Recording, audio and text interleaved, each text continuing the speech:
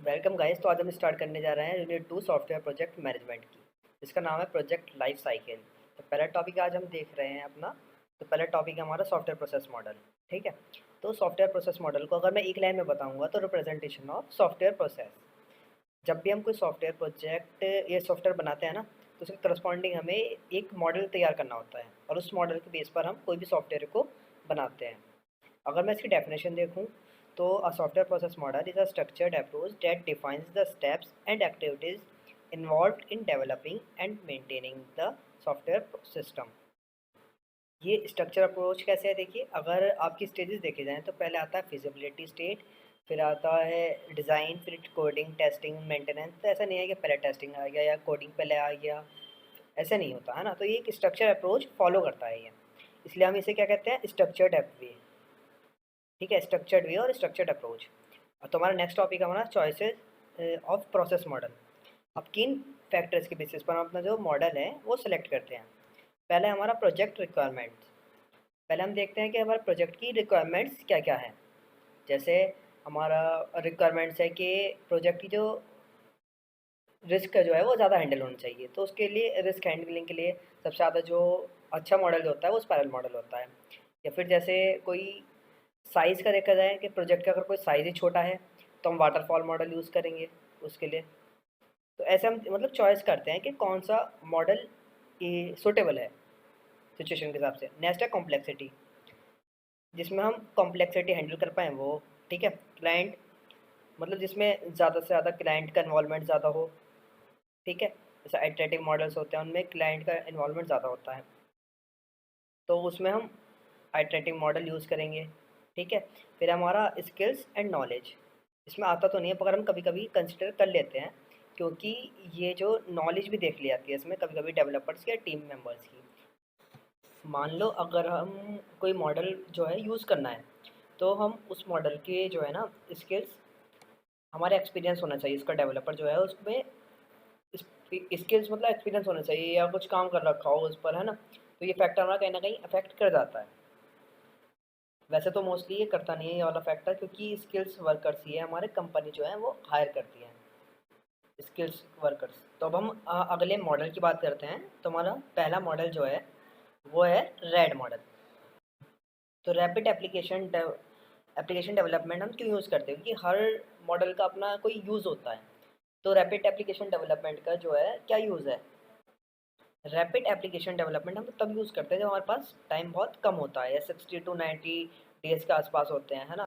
जब हमें कोई डिलीवर करना होता है ना, तो जब हम यूज़ करते हैं एपीडेट। ठीक है ना। तो अप्रोच क्या होता है इसकी अप्रोच जो होती है, हम जो है ना अपना प्रोजेक्ट का उसे मॉड्यूल्स में डिवाइड कर लेते हैं और अलग अलग मॉड्यूल्स को अलग अलग टीम असाइन कर देते हैं, और जो टीम पैरेलली वर्क करती है अलग अलग मॉड्यूल्स में, और जो लास्ट में जो है उन मॉड्यूल्स को इंटीग्रेट कर देते हैं। इसकी हेल्प से हमारा जो प्रोडक्ट है या वो प्रोजेक्ट है उसकी डिलीवरी जल्दी हो जाती है।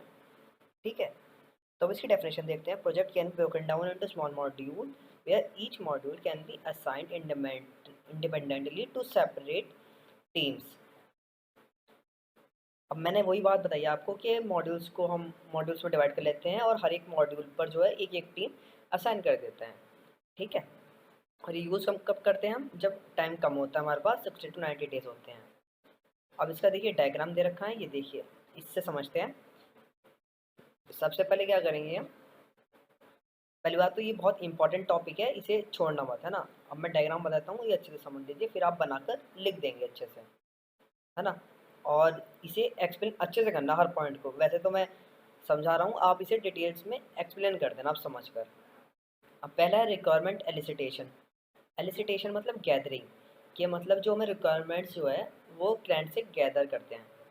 नेक्स्ट में हमारा है मॉड्यूलराइज रिक्वायरमेंट, जो कि हमारा सॉफ्टवेयर है उसे मॉड्यूल्स में डिवाइड कर देते हैं, अलग अलग मॉड्यूल्स में, टीम 1 में, टीम 2 में, टीम 3 में। ठीक है। और उसमें टीम असाइन कर देते हैं, जैसे ये मॉड्यूल 1, मॉड्यूल 2, मॉड्यूल 3 को अलग अलग टीम असाइन कर देते हैं। और ठीक है। और जब सारे वर्क हो जाता है हमारा मॉड्यूल्स पर, तो जब जैसे हमारे साइड में ये लिखा भी है, एनालाइज है, डिज़ाइन है, कोड है, टेस्ट है, ये मैं आपको अब एक्सप्लेन नहीं करूँगा, ये आपको पता होगा कि पहले एनालाइज होता है, फिर डिज़ाइन होता है, कोड होता है, टेस्ट होता है ना। तो इनको मैं पहले भी आपको बता चुका हूँ, तो उनको समझाकर मैं वीडियो लंबी नहीं करूँगा। तो आपको इन फेजेस में बाद जो है ये सारे मॉड्यूल्स इंटीग्रेट हो जाते हैं, मतलब ऐड हो जाते हैं। इसके बाद क्या करते हैं, फिर टेस्ट करते हैं फाइनल प्रोडक्ट को, और फिर उसके बाद प्रोडक्ट जो है रेडी हो जाता है डिलीवर करने के लिए, ठीक है। और इसके एक एडवांटेजेस भी हैं ये, कि flexible for change, easily change हो जाता है। और एक है रिड्यूस डेवलपमेंट टाइम, हमारा जो डेवलपमेंट टाइम है वो कम हो जाता है, बनाने का टाइम कम हो जाता है, ठीक है। एक है रीयूजेबिलिटी, बार बार यूज़ कर सकते हैं हम। अब है disadvantages, not suitable for small project, छोटे प्रोजेक्ट के लिए सुटेबल नहीं है। और एक पॉइंट है इसका डिसएडवांटेज में, हाई स्किल पर्सन रिक्वायर्ड, कि जो हाई स्किल्स पर्सन है वो इसे प्रोडक्ट आर के लिए हमें ज़रूरत पड़ती है हाई स्किल्स, लेस स्किल्स वाले पर्सन की ज़रूरत नहीं होती। ये एक डिसएडवांटेज है इसकी। तो नेक्स्ट है हमारा एजाइल मेथड, तो one of the important topic है। तो एजाइल मेथड होता क्या है, ये भी हमारा तभी यूज़ होता है जब हमारा क्विक प्रोडक्ट का कंप्लीशन चाहिए होता है। इसमें हम कोई ऐसा अप्रोच नहीं फॉलो करते हैं, कोई डॉक्यूमेंटेशन इसमें रिक्वायर्ड नहीं होता, मतलब हम इतना डॉक्यूमेंटेशन नहीं करते, सिंपली प्रोजेक्ट बना देते हैं, उसे हम डिलीवर कर देते हैं फिर, है ना। फिर हम यूज़र को देखते हैं कि जो यूज़र है उस पर कोई फीडबैक देता है या नहीं, तो उस अप्रोच से फिर हम उसमें इंक्रीमेंट कर देते हैं और फिर बनाते हैं। इसमें हमें डॉक्यूमेंटेशन की ज़्यादा रिक्वायरमेंट्स नहीं होती है, ठीक है। अब इसके अप्रोच की बात करते हैं, देखिए।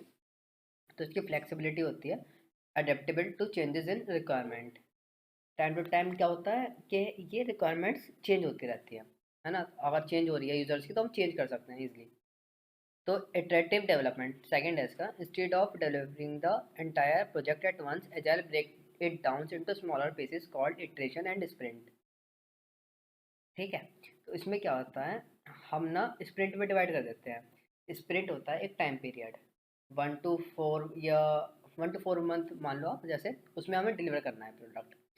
तो 1 मंथ में हम प्रोडक्ट डिलीवर, 1 से 4 मंथ में प्रोडक्ट हम डिलीवर करके देंगे, है ना। ये हमारा इटरेशन है।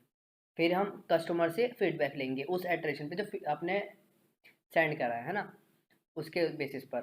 फिर हम सेकंड आइट्रेशन उसे, मतलब जो वो भी फीडबैक देगा उसके इन्हेंस करके फिर दोबारा देंगे सेकंड में, फिर दोबारा फीडबैक लेंगे, है ना। फिर दोबारा उसमें सही करेंगे जो भी यूज़र कहेगा या क्लाइंट। तो उसके एजाइल में यही होता है, बार कंटिन्यूस फीडबैक, ठीक है। ये हमारा थर्ड पॉइंट है। तो इसमें क्या होता है, agile emphasizes regular feedback from stakeholders, हर आइट्रेशन के बाद हम जो है ना फीडबैक लेते हैं, इंक्लूडिंग कस्टमर्स, स्टेक होल्डर से हम कस्टमर से भी लेते हैं, स्टेक होल्डर से भी लेते हैं। और through out the development process, पूरे प्रोसेस में जब तक प्रोसेस चलता रहता है ये फीडबैक लेता रहता है हर आइट्रेशन के बाद। इससे हमारा क्या फ़ायदा क्या होता है, helping in refining and improve the product, जो भी कमियां हैं हमारी वो हम हमारी इम्प्रूव हो जाती है और प्रोडक्ट और इन्हेंस हो जाता है। बात करते हैं इसकी डेफिनेशन की, तो जो हमने थ्योरी बताई है वही सब डेफिनेशन में है, ठीक है। तो अब इसकी डेफिनेशन पढ़ के देख लेते हैं एक बार। Agile method are a way of developing software that focuses on being flexible, collaborative। ज़्यादा से ज़्यादा फीडबैक होगा तो हमारा कोलेबोरेशन भी ज़्यादा होगा, तो हम कस्टमर का फीडबैक लेते रहते हैं ना। Instead of trying to plan and build everything at once, एक बार बनाने के बजाय हम नेसेसरी बना के पार्ट वो दे के हम मार्केट में ले आते हैं और फिर फीडबैक के बेसिस पर उसे इन्हेंस करते रहते हैं। Agile breaks the work into smaller parts and deliver them in iterations, जैसे मैंने आपको बताया हर एक इटरेशन में उसे डिलीवर करते हैं। जैसे पहले पार्ट में हम डिलीवर करते हैं, उसके प्रति जो है अपना फीडबैक लेते हैं, फिर उस आइट्रेशन से हम नेक्स्ट आइट्रेशन बनाते हैं, उसे रिफाइन करते हैं, फिर हमारे नेक्स्ट आइट्रेशन आते हैं, ऐसे ऐसे हम अपनी आइट्रेशन बढ़ाते जाते हैं।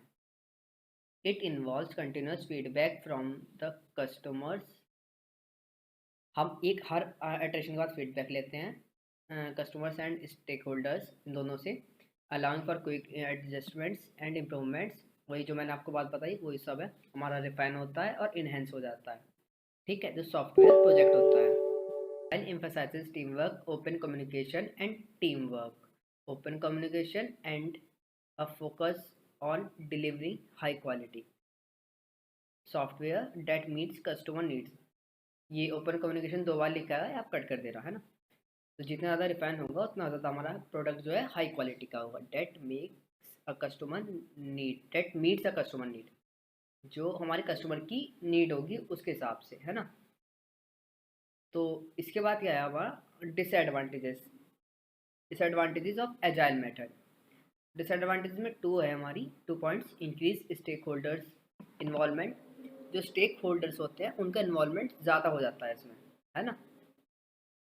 और सेकंड है लेस डॉक्यूमेंटेशन, तो मतलब डॉक्यूमेंटेशन कम होती है तो कॉम्प्लेक्सिटी ज़्यादा हो जाती है, हमारा प्रोडक्ट बनाना मुश्किल हो जाता है डेवलपर्स के लिए जब डॉक्यूमेंटेशन नहीं होगी। तो जैसे कि आपने पढ़ा था एच डी एल सी में कई सारे मॉडल आते हैं एच में, है ना, वाटरफॉल वगैरह। ऐसे हमारा एजाइल एच मॉडल्स में कई सारे मॉडल्स आते हैं, जैसे स्क्रम है, लर्न सॉफ्टवेयर डेवलपमेंट है, एफडीडी है, फ्यूचर ड्राइवन डेवलपमेंट, एक्सपी है, स्ट्रीम प्रोग्रामिंग, है ना। तो चलिए पहला पॉइंट देखते हैं हम, स्क्रम। स्क्रम में क्या होता है, हम प्रोजेक्ट बिल्ड करते हैं फिक्स्ड लेंथ इटरेशन, मतलब एक टाइम पीरियड के बाद जो होता है ना हमारा, इसमें हमारा जो प्रोजेक्ट होता है उसे हम फिक्स लेंथ आइट्रेशन में हम डिवाइड कर देते हैं। और आइट्रेशन को हम क्या कहते हैं, टाइम पीरियड को स्प्रिंट कहते हैं। मतलब एक 1 से लेके 4 वीक तक, ऐसे एक महीना ले लिया हमने तो 1 से 4 वीक तक का अपना टाइम सेलेक्ट कर लिया, है ना। तो आफ्टर 1 वीक हम आइट्रेशन लेके और पूरे महीने में जो है हम अपना पूरा तैयार करके उसे प्रोडक्ट को दे देंगे। अब अगला है लर्न सॉफ्टवेयर डेवलपमेंट। तो इसमें क्या होता है, कई बार हम जो है 2 लाइन का कोड 10 लाइन में लिख देते हैं, तो उसमें क्या करते हैं हम ऑप्टिमाइज कर देते हैं, है ना। मतलब जो फालतू लिखा होता है वो कम हो जाता है ना इसमें, इसके हिसाब से। अब FDD, focusing on delivering specific features and functionalities, सिर्फ उन्हीं चीज़ें पर फोकस करते हैं जो कि हमारी इम्पॉर्टेंट है, वही फीचर्स और वही फंक्शनलिटी, कोई एक्स्ट्रा कोई भी बेमतलब की जो फंक्शन चीज़ें हम ऐड नहीं करते इसमें, है ना। और नेक्स्ट है हमारी एक्सट्रीम प्रोग्रामिंग। नेक्स्ट हमारे एक्सट्रीम प्रोग्रामिंग है जो कि हमारा बड़ा टॉपिक है थोड़ा, तो हम इसे आगे डिस्कस करेंगे। एक बार मगर इसकी डेफिनेशन देख लेते हैं। Extreme programming is a team work, जैसे एक्सपी से भी डिनोट करते हैं, team work focused agile method take promote single processes continuous environment and collaboration for better software development. मैं आपको इससे आगे बढ़ने से पहले एक बात बता देता हूँ। अगर आप ये सब लिखोगे ना तो सारे एजाइल मेथड को फॉलो करते हैं सारे। एजाइल मेथड में मतलब इन सब में हमारी इंक्रीमेंट और आइटरेटिव दोनों अप्रोच यूज़ होती हैं। तो एक्सट्रीम प्रोग्रामिंग में क्या होता है हमारा, तो शायद आपको एक्सट्रीम प्रोग्रामिंग इतनी सी डेफिनेशन समझ में ना आए, तो मैं आपको आगे अच्छे से बताऊंगा अभी एक्सट्रीम प्रोग्रामिंग क्या होता है ना। तो चलिए अब आगे देखते हैं। क्रिस्टल प्रियोरिटाइज गुड कम्युनिकेशन, इसे प्रियोरिटाइज करते हैं गुड कम्युनिकेशन को, working together as a team के, मतलब टीम में कैसे अच्छे से काम करें, adjusting to what project needs, project को किस चीज़ की ज़रूरत है हमारे, है ना, वो चीज़ें। And making high quality software, high quality के अच्छे सॉफ्टवेयर बनाने, और गुड कम्युनिकेशन होगा तो हमारा हाई क्वालिटी का सॉफ्टवेयर बनेगा ही, ठीक है। तो अब है हमारा extreme programming XP. Extreme programming की अगर मैं आपको वन लाइन डेफिनेशन बताऊं तो आपको good practices need to be practised in extreme programming, ठीक है। तो अगर आपको एक गुड सॉफ्टवेयर बनाना है तो आपको जो हमारे डेवलपर्स होते हैं उनको कुछ ऐसी प्रैक्टिसेस अपनी प्रैक्टिस करनी चाहिए जिससे कि जो हमारा कोड है वो हमारा सॉफ्टवेयर जो है वो एफिशिएंट बने, है ना, और गुड हो, ऐसा सॉफ्टवेयर बने।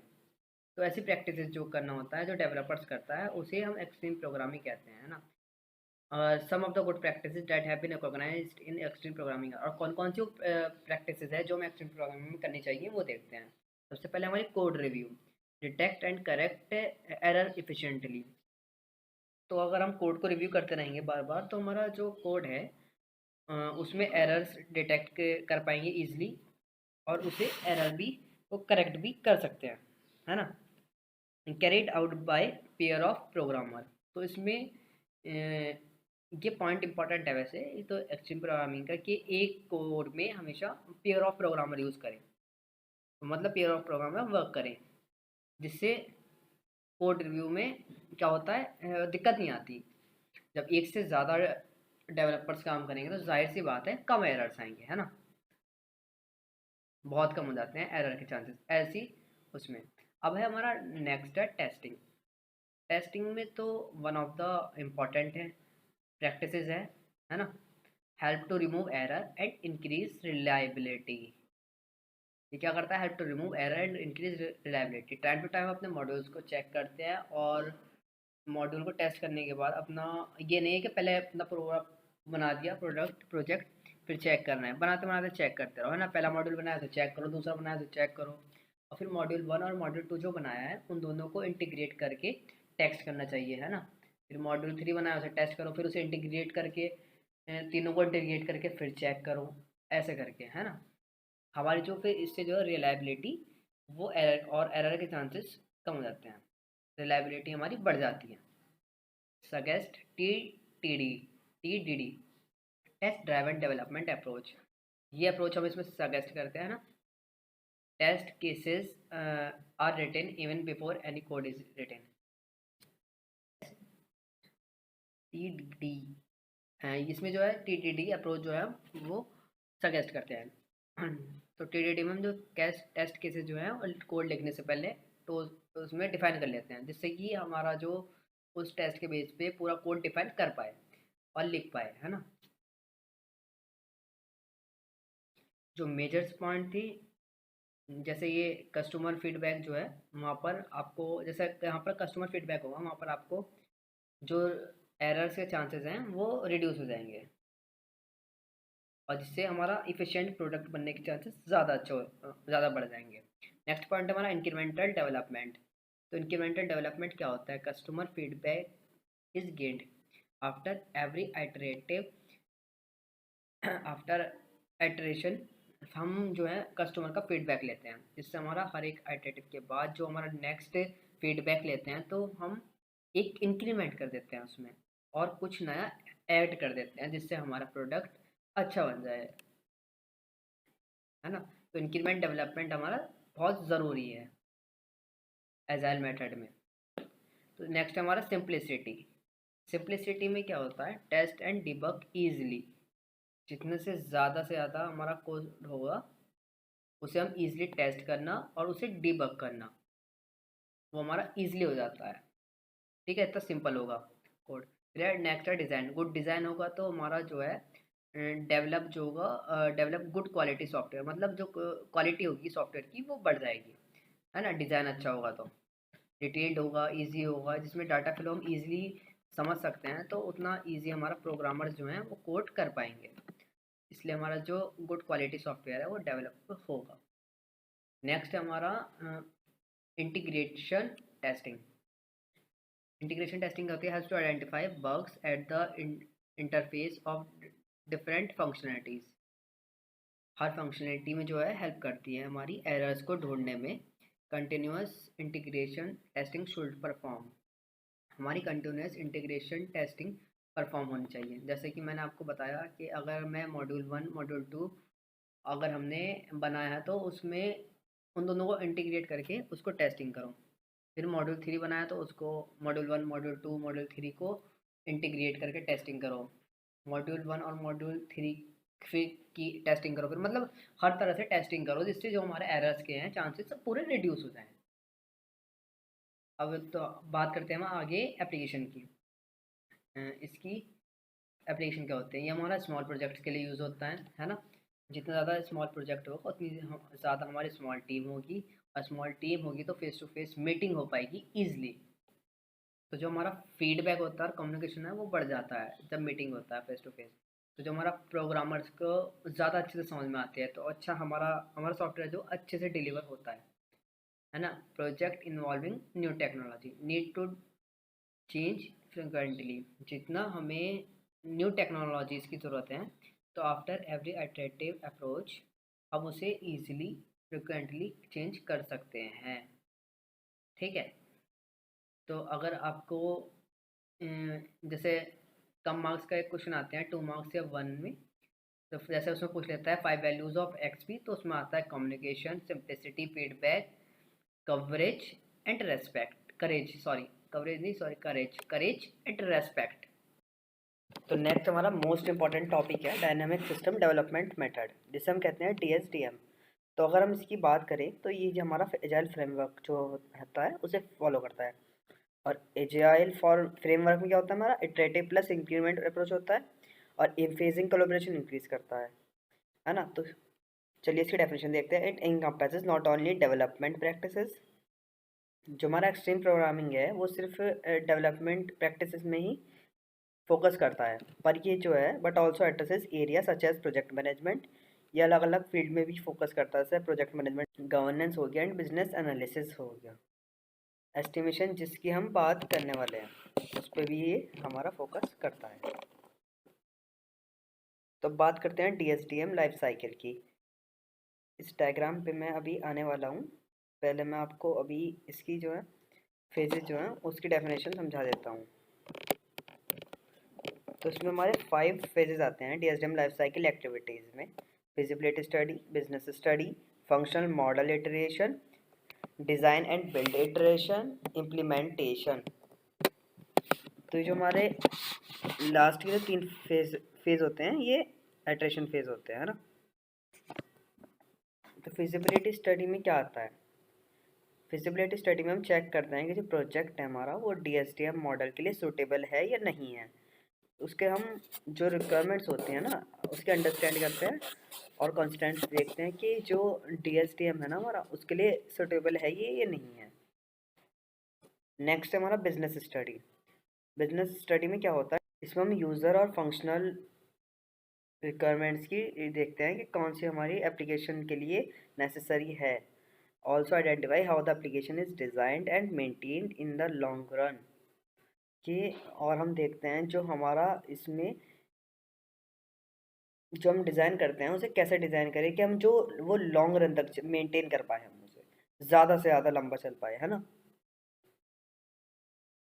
और अगर कोई हमें रिक्वायरमेंट से चेंजेस की आगे ज़रूरत हो तो हम उसे ईजिली चेंज कर सकें, ठीक है, हमें दूसरा डिज़ाइन बनाने की ज़रूरत ना पड़े। मेंटेन लॉन्ग रन इसलिए ही लिखा है। नेक्स्ट फेज है फंक्शन मॉडल इटरेशन। इसमें क्या करते हैं हम, क्रिएट प्रोटोटाइप। इसमें हम प्रोटोटाइप बनाते हैं, डमी प्रोटोटाइप, ठीक है, वो हम डिलीवर करते हैं, उसके बेस पर हम क्लाइंट से फीडबैक लेते हैं, ठीक है। और यूज़र्स हो सकता है मतलब जिससे भी जो भी क्लाइंट है या यूज़र है और उससे रिक्वायरमेंट्स लेते हैं, ठीक है। अगर उन्हें कोई रिक्वायरमेंट की नीड्स है क्लाइंट्स को, तो वो एक्स्ट्रा जैसे कोई एक्स्ट्रा रिक्वायरमेंट चाहिए उन्हें, तो वो उस फीडबैक के थ्रू हम ले सकते हैं और उसे फिर बाद में हम इम्प्लीमेंट कर सकते हैं, ठीक है। ये वही फंक्शनल मॉडल इटरेशन में वही है कि इसे फिर इम्प्रूव कर लेते हैं ना फीडबैक लेके। डिज़ाइन है डिज़ाइन एंड बिल्ड आइटरेशन। इसमें क्या करते हैं, जो प्रोटोटाइप है उसे रिफाइन करते हैं, जो हमारा रिक्वायरमेंट हमने लिए हैं उस बेस पर हम जो प्रोटोटाइप है उसे रिफाइन करते हैं, ठीक है, उस बेस पर और इन्हेंस कर देते हैं। नेक्स्ट फेज है हमारा इम्प्लीमेंटेशन। इम्प्लीमेंटेशन में क्या होता है, put the latest version of the software into real life working environment. अब जो हमारा रिफाइन हो गया है प्रोटोटाइप, उसे हम लास्ट में फाइनलाइज प्रोटोटाइप जो हुआ है उसे उस बेस पर हम जो लेटेस्ट वर्जन है सॉफ्टवेयर प्रोडक्ट मॉडल का उसे बनाते हैं। It might not be fully complete, जो हमने वर्जन कंप्लीट तो हो गया ये, मगर जो ये नहीं कि पूरा कंप्लीट है, कि आगे भी ज़रूरत पड़ सकती है चेंजेस की, है ना, जैसे बग्स वगैरह आ गया तो चेंजेस की ज़रूरत पड़ सकती है। If needed go back functional model to keep improving. अगर हमें कोई चेंजेस की रिक्वायरमेंट है तो हम वापस से फंक्शन मॉडल में जाएंगे और फीडबैक लेंगे और फिर चेंजेस कर लेंगे, ठीक है। इसका डायग्राम देखते हैं, देखिए DSDM life cycle, 3 different iterative cycles preceded by 2 further life cycle। जो 3 iterative cycles है हमारे, ठीक है, और preceded by 2 further life cycle, जो वो हमारे जो further 2 लाइफ साइकिल है वो हमारी फीजिबिलिटी स्टडी और बिजनेस स्टडी है। ठीक है, जो ऊपर लिखे हैं ये फेज़ 1 और फेज़ 2 DSDM फ्रेमवर्क में आता है हमारा। फेज़ 1 आता है, फेज़ 1 में हमारा फीजिबिलिटी स्टडी बता दिया अभी, फिर फेज़ 2 आता है बिजनेस स्टडी। उसके बाद हम जाते हैं फंक्शनल मॉडल पर। फंक्शनल मॉडल के बाद हम हमारा प्रोटोटाइप बनाते हैं और उसके बाद जो है वो मतलब पहले प्रोटोटाइप बनाएंगे, उसके बेस पर हम स्पेक लेंगे और फिर उसे प्रोडक्ट जो है उसे बिल्ड करते हैं, है ना, डिज़ाइन एंड बिल्ड करते हैं फेज़ 4 में। Create design prototype, review design prototype, और फिर उसे हम इम्प्लीमेंट कर देते हैं जो हमारा डिज़ाइन का है ना। और अगर आगे कोई ज़रूरत हुई चेंजेस की तो हम फिर दोबारा फंक्शन मॉडल पर जा सकते हैं, जैसे ये एरो जा रहा है इम्प्लीमेंट से फंक्शन मॉडल पर। तो तीनों आइट्रेशन में रहते हैं, इम्प्लीमेंट, फंक्शन मॉडल और डिज़ाइन एंड बिल्ड। ये तीनों फेज आइट्रेशन में रहते हैं, बार बार रिपीट हो जाते हैं अगर चाहे यूज़र तो, है ना। तो हमारा अगला टॉपिक है बेसिक ऑफ सॉफ्टवेयर एस्टिमेशन। ठीक है, तो इससे पहले मैं आपको एक कहानी सुनाना चाहता हूँ जिस बेस पर मैं आपको ये टॉपिक समझा दूंगा। ठीक है, सपोज अगर आपको ये कि मनाली जा रहे हैं, तो किसी पहाड़ पर जा रहे हैं मनाली में, और तो आपको जो है मनाली जाने से पहले आपको कुछ एस्टिमेशन करना पड़ेगा, प्लान करना पड़ेगा ये ट्रिप की, कि क्या प्लान करना, मतलब कैसे कहाँ जाना है, क्या करना है ना, प्लानिंग ट्रिप्स की। तो प्लानिंग आप किस बेसिस पर कर सकते हो, या तो आपको पता हो कि आप पहले गए हो, है ना, या फिर आपके साथ कोई हो या जानने वाला हो कोई, तो उस बेसिस पर आप करोगे, है ना।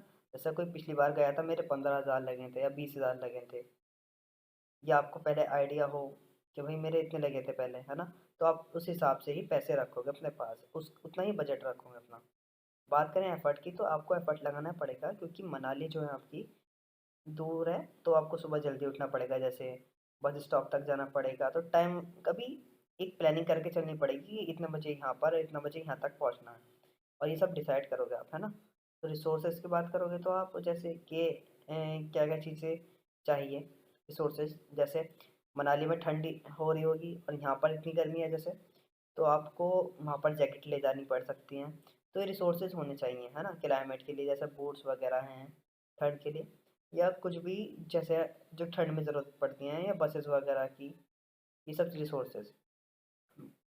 अब बात करें अगर हम टाइम की, अगर हम एस्टिमेट लगा कर चलें कि हम जैसे 2 दिन के लिए जाना है या 4 दिन के लिए जाना है, मान लो 2 दिन के लिए जाना है, तो रोज़ आपको पता है कि बारिश का मौसम है, लैंडस्लाइड्स भी हो सकती हैं, तो आप जो है ना अपना 2 दिन ज़्यादा की तैयारी कर सकते हो कि आपको 2 से 4 दिन लग सकते हैं, है ना। इन केस 4 दिन के आप कपड़े अपने रख के चलोगे, अगर आपके बारिश में कपड़े भीग गए तो आपको एक्स्ट्रा कपड़े भी होने चाहिए। तो बात करें हम सॉफ्टवेयर एस्टिमेशन की, सॉफ्टवेयर प्रोडक्ट की, सॉरी, तो सॉफ्टवेयर प्रोडक्ट बनाने से पहले हम कुछ एस्टिमेशन लगाते हैं। तो एस्टिमेशन की डेफिनेशन देखते हैं। Estimation determines how much money, effort, resources and time it will take to build a specific system और प्रोडक्ट। कोई भी सिस्टम प्रोडक्ट बनने से पहले हम एक एस्टिमेशन लगाते हैं कि किसके बेसिस पर, मनी के बेस पर कितना एफर्ट लगेगा, उसके बेस पर कितने रिसोर्सेज लगेगा, किसके टाइम पर, और टाइम के बेस पर, है ना, कितना टाइम लगने वाला है हमें, उसके बेस पर हम एस्टिमेट करते हैं प्रोडक्ट, है ना। Estimation is based on past data, past experience. Time अगर आप कैलकुलेट करना है, तो जैसे आपको पता है कि सपोज आपके रिश्तेदार पहले जा गए हैं मनाली, तो आप उसके बेस पर अपना टाइम कैलकुलेट करोगे, अपना एक्सपीरियंस, उनका एक्सपीरियंस जान के, जैसे, है ना, ये सब आप डिसाइड कर सकते हैं कि भाई इतने पैसे लगेंगे, पिछली बार उनके इतने लगे थे, तो मुझे इतने रखकर चलने पड़ेंगे। अब अगला है अवेलेबल डॉक्यूमेंट या नॉलेज, या तो आप कभी गए नहीं हो, है ना, तो आप जैसे फिर नॉलेज लेकर चल रहे हो, यूट्यूब वगैरह पर वीडियो देख रहे हो या गूगल सर्च कर रहे हो, उसके बारे में पढ़ रहे हो कि कौन कौन सी प्लेसेस हैं अच्छी, ये सब जगह देख रहे हो, है ना, और इतना सब ऐसे ऐसे होता है, वो सब चीज़ें जान रहे हो। और फिर थर्ड है एजम्पशंस के बेस पर, मतलब आप एज्यूम कर सकते हो कि हाँ ऐसा हो सकता है, ऐसा होगा कि बस में से जाऊँगा, बस में इतना पैसा लगेगा, होटल का रेट इतना हो सकता है, इतने दिन रह सकता हूँ मैं, तो एज्यूम कर सकते हो आप अपने पास से। एक ये पॉइंट है ना, कितना कैसे अपना आप से लगा सकते हैं, मतलब एज्यूम में ये है। और फिर है आइडेंटिफाइड रिस्क, आप रिस्क को भी आइडेंटिफाइड करके चलोगे कि हाँ भाई मुझे 2 दिन के लिए जा रहा हूँ, तो आप पहले से तैयारी कर सकते हो कि वहाँ लैंडस्लाइड्स हो सकती हैं, तो आप रिस्क देखकर चलोगे कि हाँ भाई 2 दिन के लिए जा रहा हूँ, तो 4 दिन भी लग सकते हैं, है ना। अगर लैंडस्लाइड्स वगैरह हो गई तो जैसे ट्रैफिक लग जाए या कुछ लग जाए तो आप फंस भी सकते हैं ऐसे, तो आपको रिस्क को भी आइडेंटिफाइड करते हुए चलना पड़ेगा। अब आप बात करते हैं कि सॉफ्टवेयर में कैसे एस्टिमेट करते हैं। The 4 basic steps in software basic estimations are, first है estimate the size of the development process. जो भी हम बना रहे हैं सॉफ्टवेयर प्रोडक्ट, उसका क्या साइज हो सकता है, उसमें कितनी लाइन्स ऑफ कोड्स हो सकते हैं, वो हम एस्टिमेट करते हैं। Second, estimate the effort in person mounts, sorry mounts नहीं मंथ्स है, मंथ्स और पर्सन्स आवर्स। एक तरह से आपकी यूनिट भी होती है कोकोमो मॉडल की, जो भी आप पढ़ेंगे आगे। बात करें अगर हम थर्ड पॉइंट की, एस्टिमेट का शेड्यूल इन कैलेंडर्स मंथ, कि अगर आप एस्टिमेट लगाते हो कितने मंथ या कितने ईयर्स लग सकते हैं उस प्रोजेक्ट को बनाने में, ठीक है ना, ये डेवलप करने में कितना टाइम लग सकता है। फोर्थ हमारा estimate the project cost in agreed currency, कि आपको जो डॉलर जो है या कोई सी भी करेंसी है, करेंसी जैसे डॉलर या रुपीज़ है, उसकी कॉस्ट एस्टिमेट करते हैं। इसकी भी कई सारी टेक्निक आने वाली है, तो आपको उसकी कॉस्ट भी एस्टिमेट करनी पड़ेगी, है ना, कि आपका जो प्रोजेक्ट है उसमें टोटल मान लो 1 लाख आ जाएगी या 1 लाख डॉलर्स आ जाएगी, जो भी है एस्टिमेट, है ना, एग्रीड करेंसी के बेस्ड पर। नेक्स्ट टॉपिक है हमारा एस्टिमेशन इशू, है ना। एस्टिमेशन इशू में क्या आता है हमारा, सबसे पहले uncertain grey area. Many of the time हमारा जो क्लाइंट होता है ना, उसे भी पता नहीं होता है कि उसकी फुल्ली रिक्वायरमेंट कितनी है। तो अगर उसे ये नहीं पता होगा कि उसकी रिक्वायरमेंट कितनी है सही से, तो उसका उसमें हमें डिफ़िकल्टी हो जाती है कि मतलब एफर्ट और टाइम का एस्टिमेट सही नहीं बैठ पाता उसमें फिर, है ना। फिर सेकंड है नॉट स्प्लिटिंग बिगर टास्क। कई बार हमें रिक्वायरमेंट भी अगर जैसे पता है, तो डेवलपर्स जो होते हैं हमारे, जो बिगर टास्क जो होते हैं, बड़े बड़े टास्क, उनका एस्टिमेशन कर लेते हैं, मगर उन बड़े टास्कों को, बिगर टास्क को स्प्लिट नहीं करते, जो कि हमारा एस्टिमेशन में प्रॉब्लम क्रिएट करता है। थर्ड पॉइंट आता है हमारा आइडियलिस्टिक एंड ऑप्टिमिस्टिक एस्टिमेशन। इसमें क्या होता है, कई बार हमारा जो एस्टिमेशन कराई जाती है वो आइडियल कंडीशन में करी जाती है, आइडियल कंडीशन को देखकर कि हमारा प्रोजेक्ट बन जाएगा, हाँ भाई ठीक है, कि और उसमें कुछ स्टेजेस कवर नहीं करी जाती, जैसे कि हमारी जो होती है प्रोजेक्ट के की अपडेशन होती है, वर्जन इंक्रीज होती है, मेंटेनेंस होती है, ये सब एस्टिमेशंस में कंसिडर नहीं होता है, ठीक है। इसलिए जो हमारी एस्टिमेशन होती है वो सही नहीं हो पाती है। अब लास्ट है एस्टिमेशन पर्सन। एस्टिमेशन पर्सन में क्या होता है कि जो हमारा एस्टिमेशन होता है हमारा, हमेशा डेवलपर के साथ असिस्टेंट को मिलकर करना चाहिए। मगर कई बार ऐसा होता है कि डेवलपर और असिस्टेंट एस्टिमेशन करता नहीं है, तो हमारा एस्टिमेशन में मिसमैच आने की ज़्यादा संभावना हो जाती है। तो नेक्स्ट पार्ट है हमारा effort and cost estimation techniques. मैंने आपको 4 टेक्निक्स बताई थी, 4 बेसिक टेक्निक्स से बेसिक चीज़ें बताई थी, इसके बीच पर हम एस्टिमेशन करते हैं। एफर्ट, कॉस्ट, टाइम, है ना, ये बताई थी ना, उसमें कौन सी एफ। अब देखिए टेक्निक्स देखते हैं उनकी। सबसे पहले वाली है top down estimation. Top down estimation में क्या होता है कि हमारा जो पहले जो है, सबसे पहले हम पूरे सिस्टम का एस्टिमेशन निकाल लेते हैं, फिर जो उसका फर्दर मॉड्यूल्स होते हैं वन बाय वन उनका एस्टिमेशन निकालते हैं।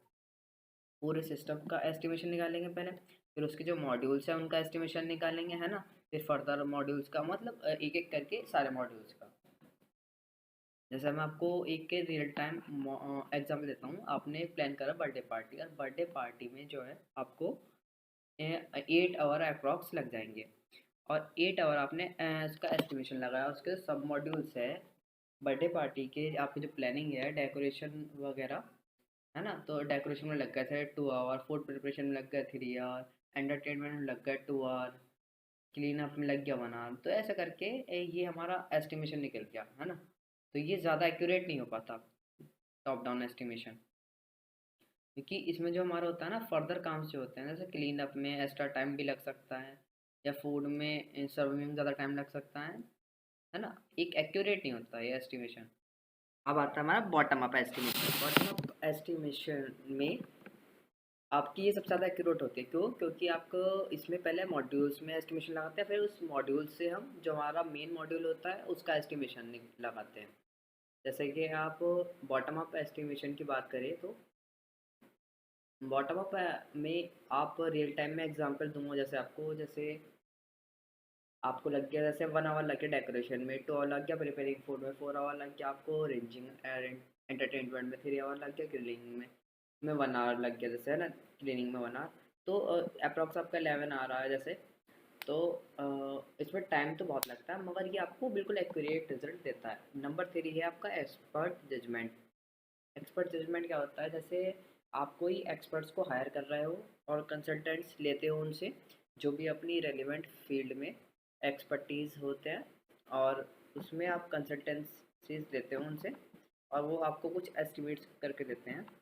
जैसे आपको मैं एग्जांपल देता हूँ, जैसे आप कोई वेब डेवलप कर रहे हो, कोई वेबसाइट बना रहे हो, है ना, तो उसके लिए आपको पता नहीं आपको कि कितना एस्टिमेशन लगने वाला। तो आपको उस फील्ड में जो भी है एक वेब डेवलपर को कंसल्टेंट के रूप में लोगे, और वो बताएगा आपको कि आपकी वेबसाइट अप्रॉक्स 120 आवर में बन जाएगी।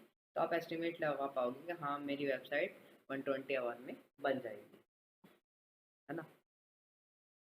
अब अगला है एनालॉगस एस्टिमेशन। इसका क्या होता है? सिमिलर जो प्रोजेक्ट बनाते हैं, सिमिलर प्रोजेक्ट्स, वो कि वो जो पहले सिमिलर प्रोजेक्ट था उनको बनाने में कितना एफर्ट लगा था, कितनी कॉस्ट आई थी। जैसे मैं आपको एक एग्जांपल दूं, अगर आप एक बिल्डिंग बनवाना चाहते हो 6 फ्लोर की, और आपके पास एक और बिल्डिंग है वो भी 6 फ्लोर की है, और अगर आप देखोगे कि उसे बनने में आपका अप्रॉक्स 2 इयर्स लग रहा है, तो आपको भी एक आइडिया हो जाएगा कि, और एक एस्टिमेशन लगा पाओगे कि आपकी बिल्डिंग जो है इसमें भी इतना ही टाइम लगेगा, मतलब 2 इयर्स का ही टाइम लगने वाला है। तो बात करते हैं अपना अगला वाला पॉइंट। अगला पॉइंट है 3 पॉइंट एस्टिमेटरी। 3 पॉइंट एस्टिमेटरी में हम एक्सपर्ट को हायर करते हैं, और कि कुछ चीज़ों के बेसिस पर वो हमारा एस्टिमेशन निकालता है। जैसे ऑप्टिमिस्टिक, पेसिमिस्टिक और मोस्ट लाइकली एस्टिमेट। ऑप्टिमिस्टिक होता है हमारा बेस्ट केस। मान लो जैसे हमारा कोई एप्लीकेशन बनाने वाले हो, और उसका जो बेस्ट केस दिया है कि हमारा 60 आवर में बन जाएगी, है ना। और अगर पेस्टिमेस्टिक भी होता है कि ज़्यादा से ज़्यादा हमें इसे बनाने में लग जाएंगे 120 आवर, है ना। और जैसे हमारा मोस्ट लाइकली एस्टिमेटेड होता है, जैसे एक तरह से हमारा एवरेज केस होता है, जैसे हमें बनाने में लग जाएगा 90 आवर्स, इस तरह से, है ना। तो हम क्या करेंगे, इन तीनों का एवरेज लेंगे, जो कि आएगा 90 आवर, वही हमारा एस्टिमेट टाइम। तब हम पढ़ने वाले हैं अपना cost estimation model. Cost estimation model में आपके 3 टेक्निक्स आती हैं आपकी, empirical estimation technique, heuristic technique और एनालिटिकल एस्टिमेशन टेक्निक। तो क्या होते हैं, चलिए इनके बारे में पढ़ते हैं। तो एम्पेरिकल एस्टिमेशन टेक्निक क्या होती है? इसमें हम फार्मूला और इक्वेशन यूज़ करते हैं बेस्ड ऑन हिस्टोरिकल डाटा और अजम्पशंस, या और उससे जो भी हमारा सिमिलर प्रोडक्ट है उसके बेस पर हम अपनी कॉस्ट का एस्टिमेशन निकालते हैं। बात आती है हमारा नेक्स्ट वाला, ह्यूरिस्टिक टेक्निक। ह्यूरिस्टिक टेक्निक क्या होती है हमारी? तो इसमें जो होता है, हम यूज़ करते हैं shortcuts and simplified methods to make quick decisions. ये हम कब यूज़ करते हैं? जब हमारे पास टाइम और रिसोर्स लिमिटेड होता है, तो हम ये वाला यूज़ करते हैं। और क्विक डिसीजन लेने होते हैं तो हम प्रैक्टिकल बेस पर क्विक डिसीजन ले लेते हैं। हालांकि जो हमारे डिसीजंस होते हैं वो इतने एक्यूरेट नहीं होते हैं, पर टाइम सेव के लिए हम ये टेक्निक यूज़ कर लेते हैं, है ना। कि हम इतना टाइम नहीं होता कि हमारा ऑप्टिमल टेक्निक लगाए, तो हम ये वाली लगा देते हैं ना, सिंपल मेथड। अब अगला है analytical estimation techniques. Analytical estimation technique में क्या होता है, जो हमारा प्रोजेक्ट होता है ना, उसे हम स्मॉल टास्क में डिवाइड कर देते हैं, और हर टास्क में हम चेक करते हैं कि एस्टिमेट करते हैं कि उसका जो एफर्ट है, टाइम है, कॉस्ट जो भी है, उसमें इसमें जो है हमारा रिजल्ट जो आता है वो एस्टिमेशन का बिल्कुल एक्यूरेट आता है, और जो टाइम आता है बहुत ज़्यादा लग जाता है, मगर ठीक है ना, इसमें टाइम ज़्यादा लग जाता है। तो अब मैंने गाइस आपको इनके बारे में बता तो दिया है, मगर आप इनको एक बार अपने नोट से प्रेफर ज़रूर कर लेना, पढ़ ज़रूर लेना, है ना। मैंने ऊपर ऊपर बता दिया आपको, मगर डेफिनेशन वगैरह नहीं लिखी मैंने इनकी, क्योंकि नोट्स काफ़ी लंबे जाते हैं। मैंने शॉर्ट बनाया है, मतलब आपको एक बार में पता चल जाएगा कि क्या क्या होता है। आप बनाकर भी लिख सकते हैं, मुझे पता है ना। अब बीटेक में बनाकर लिख देते हैं, वे सब्जेक्ट बीटेक का है, वैसे बच्चे बनाकर लिख देते हैं, तो मुझे पता है आपको थोड़ा बहुत भी बता दिया तो आप बना दोगे। अब है आगे cost estimation model versus cost estimation technique. अब दोनों में थोड़ा बहुत भी कंफ्यूजन होगा तो आपको थोड़ा बहुत ये क्लियर हो जाएगा, अगर है तो कुछ सिमिलरिटीज दिख रही होगी तो क्लियर हो जाएगी, है ना। Cost estimation model are the mathematical model और equations used to estimate project cost. इसका मेन जो है यही है, मैथमेटिकल मॉडल और इक्वेशन। अगर मैं इसका आपको एग्जांपल दूं, तो आप सर्कल का एरिया निकाल रहे हो और सर्कल का एरिया निकालना है, तो आपको उसके लिए कोई पर्टिकुलर फार्मूला यूज़ करोगे, है ना। उसका रेडियस पता होना चाहिए, उसके लिए आप फार्मूला यूज़ करके आप उसका एरिया निकाल लोगे। while in cost estimation techniques are the practical approach or method employed to derive these cost estimates। अगर आप कॉस्ट एस्टिमेशन टेक्निक की बात कर रहे हो, अगर ये वाली अप्रोच यूज़ करोगे तो आप अंदाजे से बताओगे कि उसका एरिया क्या है। लेकिन आप इसमें ऊपर वाले में बिल्कुल प्रॉपर मैथमेटिकल ऑर्डर यूज़ करोगे, है ना, और इक्वेशन एरिया निकालने के लिए। एक एग्जाम्पल के साथ जोड़कर बता दिया मैंने आपको। एक अब नेक्स्ट है हमारा कॉस्मिक फंक्शन पॉइंट्स। ये भी हमारा one of the important topic है। चलो अब इसे देखते हैं ना। कॉस्मिक फंक्शंस क्या होता है, क्यों यूज़ होता है ये। एक तरह से सॉफ्टवेयर मैट्रिक्स होता है use to measure the size and complexity of a software system. तो उसका मेन फंक्शन ये होता है कि ये सॉफ्टवेयर का की जो कॉम्प्लेक्सिटी है और जो साइज होता है उसे कैलकुलेट करता है। तो बात करते हैं इसकी जो नेक्स्ट डेफिनेशन है। it quantifies the functionality of the system rather than focusing on line of code of technical detail। ये हमारी कॉम्प्लेक्सिटी किसके बेस पर कैलकुलेट करता है, ये हमारा लाइन ऑफ कोड, कितनी लाइन का कोड जो है उससे इससे कोई फ़र्क नहीं पड़ता कि कितना कोड है लंबा है ना। ये उसकी फंक्शनलिटी देखता है कि उसकी जो जितनी ज़्यादा उसकी फंक्शनलिटी होगी, जितनी ज़्यादा उसकी हैवी फंक्शनलिटी होगी, जो भी फंक्शनलिटी होगी उसकी, और जितने कॉम्प्लेक्स टास्क वो परफॉर्म करना है, तो उसके बेस पर ये उसकी कॉम्प्लेक्सिटी सेट करता है। जैसे कि आपके 3-4 फंक्शन हैं, तो उसमें एक ज़्यादा फंक्शन है, एक फंक्शन ज़्यादा कॉम्प्लेक्स है मतलब, और दूसरा कम कॉम्प्लेक्स है। तो तीसरे में ज़्यादा डाटा का इनकमिंग और आउटगोइंग ज़्यादा हो रहा है, तो उस बेस पर ये हमारा कॉम्प्लेक्सिटी डिफाइन करता है। तो करता कैसा है, features and functionality of the software are assigned weight based on their complexity and impact. 3-4 आपके फंक्शनलिटीज़ है, ये आपकी उसकी कॉम्प्लेक्सिटी के बेस पर उन्हें वेट असाइन कर देता है। मान लो जिसमें ज़्यादा कॉम्प्लेक्सिटी है उसमें ये वेट असाइन कर देता है 2 जैसे, और मान लो किसी में 6 है जैसे, जैसे ज़्यादा है तो कॉम्प्लेक्सिटी को 6 कर दिया, कम है तो 2 कर दिया, और कम है तो और कम कर दिया। इस तरह से जैसे इन तीनों का जैसा वेट जो असाइन कराएगी, इन तीनों का सम लेकर एवरेज निकाल लेगा। और ये एवरेज जो होगा इसका, जैसे कुछ भी आता है एवरेज, है ना, तो उसका जो ये जो एवरेज होगा ये इसका कॉम्प्लेक्सिटी होगी। Total cosmic functions points are calculated by summing up weighted values. ठीक है, ये वाली चीज़ लिखी है जो समिंग करिए उसका एवरेज निकाल लेंगे, है ना, by weighted values. CFF helps estimate the effort and resources required for software development। तो ये क्या करता है, ये हेल्प करता है कि हम उसमें एस्टिमेट लगा सकते हैं कि हमें कितना ज़्यादा कॉम्प्लेक्स है, तो हम उसमें कितना एफर्ट लगाएं। अगर कितना कॉम्प्लेक्स है तो कितना एफर्ट लगा, और कितने रिसोर्सेज हमारे रिक्वायर्ड होंगे उस कॉम्प्लेक्स जो भी फंक्शन है उस पर, है ना, सॉफ्टवेयर डेवलपमेंट के लिए। तो लास्ट पॉइंट है, provides a standardized measure for comparing and estimating the size and complexity of different software systems। ये स्टैंडर्डाइज मेजर प्रोवाइड करा देता है फॉर कंपेयरिंग, जिससे हम कंपेयर कर सकते हैं साइज को, estimate the size and complexity of different software system. अब नेक्स्ट हमारा कोकोमो मॉडल 1 और कोकोमो मॉडल 2 में डिफरेंस। तो कोकोमो 1 में जो इसका पहला पॉइंट है, ये बेसिक मॉडल होता है और ये होता है extension model of basic model. ये एक्सटेंशन मॉडल होता है बेसिक मॉडल का और ये कोकोमो 1 बेसिक मॉडल ही होता है ना।